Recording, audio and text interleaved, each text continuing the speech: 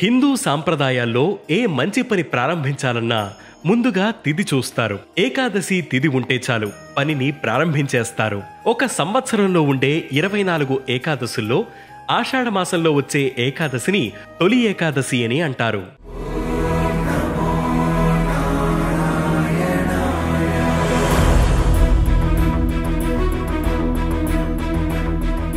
హిందువులు ఇదే తొలి పండుగగా పరిగణిస్తారు. పురాణాల ప్రకారం ఆషాఢ మాసంలో పౌర్ణమి ముందు వచ్చే ఏకాదశి రోజు శ్రీ మహావిష్ణువు యోగ నిద్రలోకి వెళ్తాడు. స్వామి నిద్రకు ఉపకరించే రోజు కాబట్టి దీనిని శయన ఏకాదశి అని కూడా అంటారు. తొలి ఏకాదశి రోజు యోగ నిద్రలోకి వెళ్లే స్వామివారు మళ్లీ 4 నెలల తర్వాత అంటే కార్తీక శుద్ధ ఏకాదశి రోజు మేల్కొంటారు. ఈ 4 నెలల్ని చాతుర్మాసాలుగా వ్యవహరిస్తారు.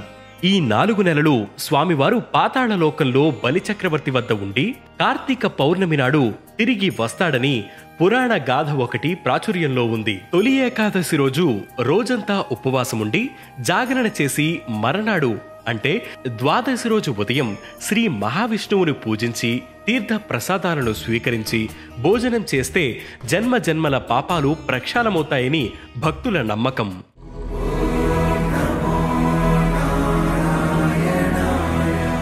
కృతయుగంలో మురాసురుడనే రాక్షసుడు బ్రహ్మవరంతో దేవతలను ఋషులను హింసించాడని మరో కథ ప్రాచుర్యంలో ఉంది. శ్రీ మహావిష్ణువు ఆ రాక్షసుడితో 1000 ఏండ్లు పోరాడి అలసిపోయి ఓ గుహలో విశ్రాంతి తీసుకుంటుండగా శ్రీవారి శరీరం నుంచి ఓ యోగమాయ ఆవిర్భవించి ఆ రాక్షసుణ్ణి అంతం చేసిందట. శ్రీ మహావిష్ణువు ఆ యోగమాయను ఏకాదశి తిథిగా అనుగ్రహించాడని చెబుతారు.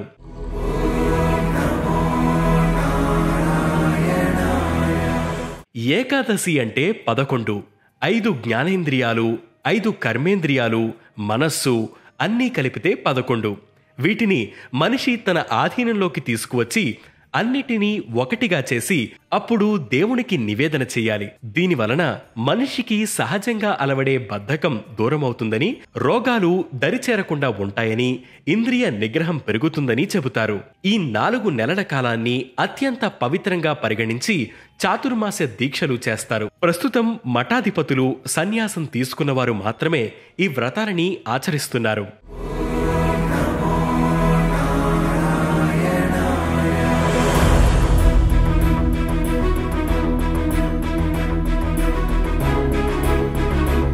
చాతుర్మాస దీక్ష చేపట్టిన వారు 4 నెలల పాటు ప్రయాణాలు చేయరు. కామ క్రోధాలను వదిలిపెడతారు.